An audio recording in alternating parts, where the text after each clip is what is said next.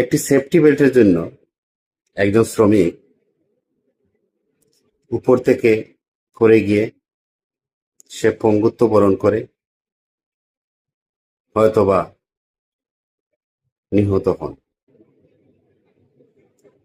তখন সেই শ্রমিক তার পরিবারের জন্য সারা জীবনের জন্য কান্না হয়ে থাকেন অথবা বোঝা হয়ে থাকেন। তার পরিবার অসহায়ত্ব বরণ করে। তাই এই শ্রমিকের যারা মালিক, আমার ঠিকাদার ভাইয়েরা রয়েছেন, আপনারা ভবন নির্মাণ করেন,